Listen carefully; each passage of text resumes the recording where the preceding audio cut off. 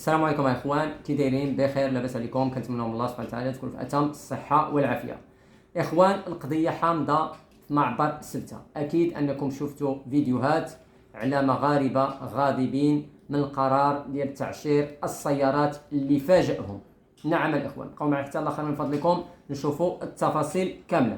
وكذلك الاخوان عندنا واحد الخبر اللي كيقول بان السيد بيدرو سانشيز والعائله الصغيره ديالو فضلوا مدينه مراكش لقضاء بعض الأيام هنا بهذه المدينة الساحرة. إخوان، بلا ما احتاج وصيكم اللايكات والبارتاج لتعم الفائدة. إذا إخواني، أكيد أنكم شفتوا فيديوهات من المعبر ديال سبتة ديال مهاجرين من أفراد الجالية المغربية المقيمة بالخارج غاضبين على هذا القرار ديال التعشير ديال السيارات اللي كيف ما قلت في البداية أنه فاجأهم. نعم الإخوان، فاجأهم.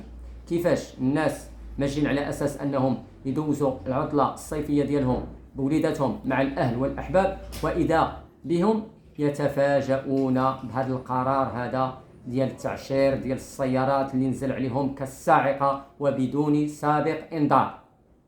قراوا الاخوان هذا المقال هذا باش نعرفوا مزيان شنو واقع.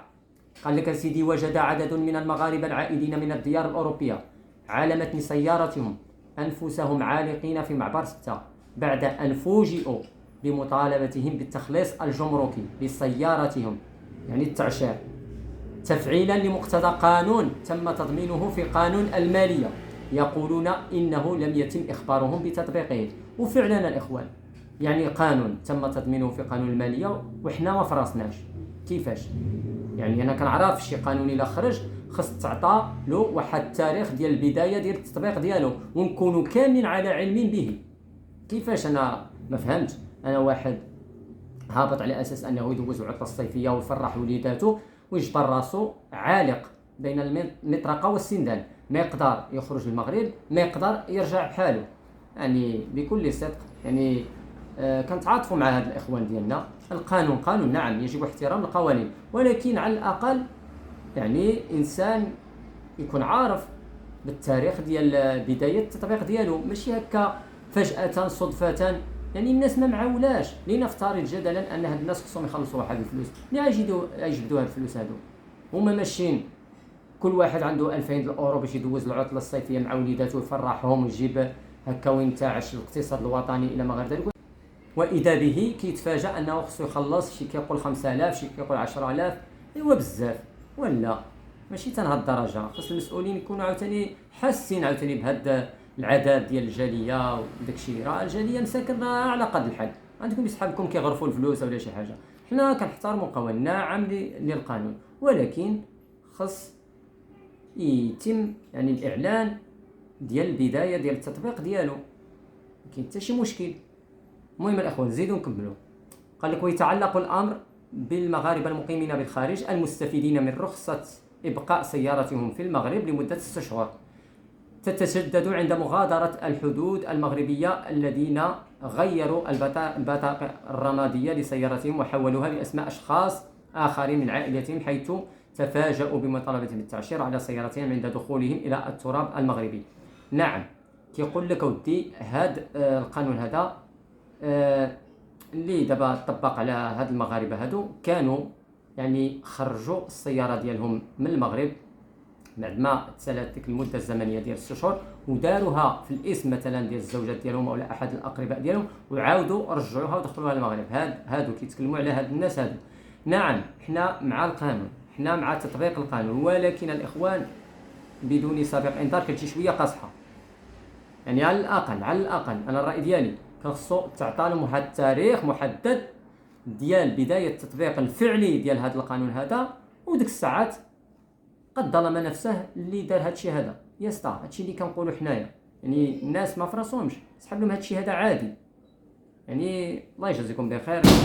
شفنا فيديوهات كيقطعوا في القلب، كيفاش بنادم محاصر مسكين داخل البلاد وفرحان وهذه واذا به يتفاجأ انه خصو يخلص واحد بزاف صراحه بكل صدق.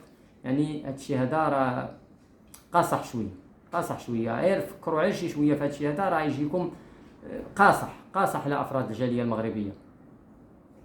نزيدو نكملوها الإخوان، وهو التقط مقاطع فيديو توصلت بها هيسبريس مشاهد لعشرات السيارات التي تم حجزها في موقف للسيارات داخل باب السبتة بسبب مطالبة أصحابها بالتعشير عليها دون أن يسمح لهم بالعودة إلى البلدان التي قادموا منها أو الدخول إلى المغرب. عليها قلت لكم الإخوان ربقوا بين المطرقة والسندان، ما هم يقدروا يدخلوا المغرب، ما هم يقدروا يرجعوا بحالهم ويساليوا كاع. يعني صراحة قاصحة الإخوان. الله يجزيكم بخير. زعما أنا من هذا المنبر هذا المتواضع كنطلب لإيجاد حلول لأفراد الجالية المغربية اللي مساكن كيضحيو بالغالي والنفيس من أجل البلاد ديالهم، وكي يفضلوا المغرب ديالنا على بزاف ديال الدول. يمكن لهم يقضوا العطلة الصيفية في أي بلاد في أوروبا، ولكن هو هذاك الحنين إلى الوطن والحنين إلى العائلة، حنين التراب ديال المغرب كيجعلهم أنهم يضحيو باش يجيو يدوزوا واحد الوقيته.